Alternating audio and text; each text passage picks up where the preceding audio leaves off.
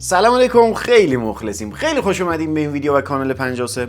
امروز میخوایم یکی از موضوعاتی که تو ترکیب بندی و تصویرسازی عکس و ویدیو هامون خیلی تاثیر داره رو بررسی کنیم و اغلب به خاطر همین دلیله که عکاسای آماتور نمیدونن که چی کار کنن و عکس و فیلم نهاییشون ضعیف میشه. شاید دیده باشی عکسایی که از لحاظ سوژه خیلی قویان، ولی موقعی که عکس رو میبینی انگار یه چیزی کم دارن، انگار یه چیزی چفت و جور نیست. نمیدونی اول کجای عکس رو نگاه کنی، به اندازه کافی اون عکس برات جذاب نیست و اصلا خودشو نشون نمیده یه جورایی. امروز میخوایم در مورد لایه‌های فورگراند، میدلگراند و بکگراند حرف بزنیم.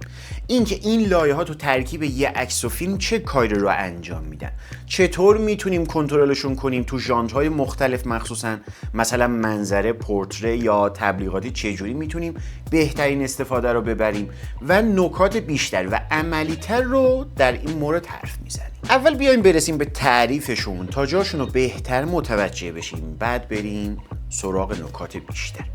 فورگراند یا پیش زمینه بخشی از تصویره که نزدیک به دوربینه و اغلب چشم انسان ابتدا از این قسمت از عکس رو متوجه میشه. میدلگراند یا میان زمینه همون میانه تصویره که بین فورگراند و بکگراند تصویره و اکثرا هم سوژمون توی این قسمت از عکس قرار میگیره. بکگراند یا پس زمینه دورترین لایه نسبت به دوربینه، اطلاعات محیطی تصویر رو میرسونه، مثلا آسمونه یا کوه یا شهر از دوره یا تو عکسای تبلیغاتی چیزاییه که بیشتر برامون مهم نیست. ولی یه چیزی بگم اول راه، یه نکته مهم اینجاست که این تقسیم بندی نسبیه، نزدیک و دور نسبت به محل قرارگیری دوربین و سوژه هستش، پس همیشه معنی مطلقی رو بهمون نمیده. یکی از سایت‌ها نوشته بود که عکس‌ها لزوما سه لایه رو ندارن، گاهی ممکنه فورگراند و بکگراند باشه یا میدل و بکگراند، ولی با داشتن سه لایه عکس‌ها بعد بهتری رو پیدا میکنن، چون که چشما زودتر میتونن نزدیک و دور رو تشخیص بدن. برسیم به بخش تکنیکی که چطور میتونیم این لایه ها رو کنترل کنیم. قبل رفتن به موضوع میخوام بهتر متوجه شده باشیم. پس عکسمون سه لایه داره. لایه فورگراند که نزدیک به دوربینه، الان اگه نزدیک و اینجاهای تصویر اگه یه گلی چیزی بود میشد فورگراند، خب یعنی چیزی که نزدیک به دوربینه. میدلگراند که محلیه که من قرار دارم و بکگراند همین اینجا میشه. خب اینجا میشه بکگراند. پس بریم سراغ ادامه ماجرا. عمق میدان اگه از دیافراگم بازتری مثلا F1.8 F2.8 استفاده کنیم، عمق میدان کم میشه و خیلی از لایه ها مخصوصا بکگراند و فورگراند محو میشن. الان اینجا رو مثلا میبینید دیگه، من دارم با F2.8 تصویر میگیرم و شما اینجا رو به صورت محو میبینید، بکگراند رو به صورت محو میبینید. یا مثلا الان دستمو میبینید دیگه، اینجای دستم محو. خیلی از لایه ها مخصوصا بکگراند و فورگراند محو میشن، ولی اگه از دیافراگم بسته مثلا F16 F13 F11 استفاده کنیم، عمق میدان بیشتره و لایه ها همگی میتونن شارپ باشن. انتخاب لنز و پرسپکتیو، لنزای واید برای تأکید به فورگراند عالیه و لایه ها از هم فاصله بیشتری رو دارن. حتی اگه با گوشی هم امتحان بکنین، وقتی تو حالت نیم ما داریم عکاسی میکنیم، ما قسمت و محل حتی جلوی خودمون رو هم داریم، همون فورگراند تصویرمون میشه دیگه.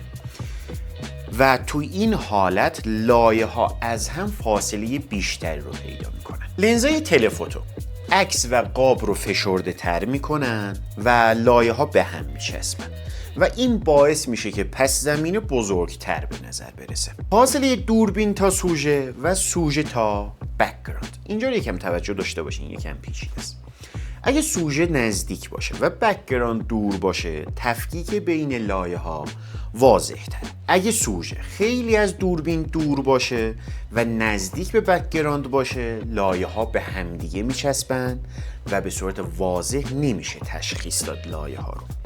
و اگه فورگراند خیلی نزدیک به دوربین باشه، تأثیر عمق خیلی زیادی به عکس میده. خطوط راهنما و کادربندی توی این موضوع یکی از تکنیک های ترکیبیه که با گذاشتن خطوط از فورگراند به سمت میانی یا حتی بکگراند چشم رو هدایت میکنه بین لایه ها. یا از عناصر فورگراند تو کادربندی میشه که استفاده کرد. مثلا تو کادربندی کادر تو کادر عمق تصویر زیاد میشه و به راحتی فورگراند و میدلگراند و بکگراند رو میشه تشخیص داد و به راحتی اصلا چشم مخاطب هدایت میشه. میرسیم به بخش تحلیل لایه ها و اینکه لایه ها تو ژانرهای مختلف عکاسی باید چه جوری باشه. تو این بخش یک به یک ژانرها رو بررسی میکنیم و میفهمیم که معمولا سوژه کجا قرار داره، کجا لایه ها ضعیفن یا قوی. عکاسی منظره یا لندسکیپ. فورگراند اهمیت خیلی زیادی داره. اغلب سنگ، آب، گیاه یا سنگریز است و به عنوان نقطه ورود چشم به صحنه استفاده میشه. میدلگراند نقطه‌ایه که یا سوژه‌مون قرار داره یا کوهی، درختی باشه اونا قرار داره. و بکگراند هم معمولاً آسمون، ابر یا کوههای تو دور دست است. تو عکاسی منظره استفاده از دیافراگم بسته همه لایه ها رو شارپ میکنه و چشم بین لایه ها به راحتی حرکت میکنه. ولی چالش اصلی اینجاست. اگه فورگراند خیلی بزرگ انتخاب بشه ممکنه میدل و بکگراند ضعیف دیده بشن، پس بهتره تعادل رو حفظ کنیم. عکاسی پورتره. تو پورتره تمرکز معمولا روی سوژه است دیگه، اون سوژه‌ای که داریم ازش عکاسی میکنیم، نه کل صحنه. میدل محل قرارگیری سوژه است، مثل من دیگه، الان قاب من. خب فورگراند بوکه یا نور یا المان‌هایی داخل قابن، یه چیزی وارد تصویر میشه، برگی، درختی، چیزی، تا عمق بیشتری رو به تصویر بدن و پس زمینی یا بکگراند خیلی ساده انتخاب میشه که به سوژه لطمه نزنه، سوژه خودش رو نشون بده، نه بکگراند. تو این حالت اغلب از دیافراگم باز استفاده میشه که فورگراند و بکگراند محو بشن تا سوژه خودش رو بیشتر نشون بده. نکته این ژانر اینه که سوژه از بکگراند، من از بکگراند، اگر فاصله کافی رو داشته باشم لایه بکگراند کمتر جلب توجه میکنه و فورگراند خیلی بزرگ انتخاب نشه که سوژه توجه کافی رو تو عکس داشته باشه، جلب کنه.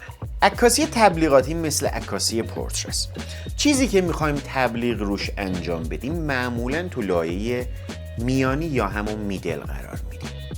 فورگراند اجزا یا قسمتی از اون سوژه است و بکگراند میتونه اسم برند یا چیزایی باشه که اهمیتی کمتری نسبت به اون سوژه دارن. ببینیم بچه‌ها، یه چیز دلی براتون بگم. ما اغلب وقتی آماتور هستیم و تجربه کافی تو هیچ کدوم از ژانرها رو نداریم، معمولا میدلگراند و بکگراند رو رعایت میکنیم.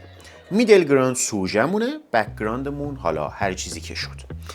ولی همینجا باید یاد بگیریم وقتی میخوایم تأکید به سوژه و لایه میانیمون زیاد باشه باید فاصله شو تا بکگراند رعایت کنیم. یعنی لایه ها رو از هم فاصله بدیم تا سوژه‌مون خوشگل‌تر دیده بشه. خیلی از بچه‌ها وقتی دارن عکسی رو میگیرن به من نشون میدن که این چه جوریه، تنها اشتباهشون اینه که لایه ها رو از هم فاصله نمیدن. خب وقتی سوژه از بکگراندتون فاصله کافی رو نداشته باشه عکستون بد دیده میشه. شما باید این رو تو خودتون ملکه ذهنتون قرار بدین که حتما سوژه‌تون رو از بکگراند فاصله بدین تا اون عمق میدان ایجاد بشه، تا عکستون خیلی جذاب بشه. وقتی این دوتا لایه به هم میچسبن عکسمون جذابیت زیادی برای مخاطب نخواهد داشت. وقتی این مورد رو یاد گرفتیم بیایم روی بحث فورگراند تمرکز کنیم. فورگراند موضوعیه که خیلی ها نادیده میگیرن ولی خیلی تأثیر زیادی روی عکسمون داره. خواب رو پر میکنه، چشم رو هدایت میکنه و تأثیرات خیلی زیادی روی عکس و ویدیومون داره. پس نکته‌ای که باید در نظر بگیریم اینه که وقتی داریم هر کدوم از ژانرها رو داریم کار میکنیم حواسمون به این سه لایه از عکس و ویدیو باشه. بهتون قول میدم اگه این مورد رو رعایت کنین میبینین که چقدر عکس و ویدیوهاتون حرفه‌ای دیده میشه. اگه عکاس تازه وارد هستی و میخوای تو این حوزه حرفه‌ای بشی، قطعاً اوایل کار یه تعدادی از سوالها همیشه ذهنتو به چالش میکشه. به خاطر همین پیشنهاد میکنم این ویدیو ما از دست نده که کلی از سوالات تو ذهنتو جواب دادم. خیلی خوشحال شدم که تا آخر این ویدیو هم با من همراه بودی. اگه ویدیو رو دوست داشتی یه لایک برام بزن و کانالمو دنبال کن که کلی محتوای آموزشی تو کانالم دارم. تو ویدیوی بعدی میبینمتون. خیلی مخلصیم.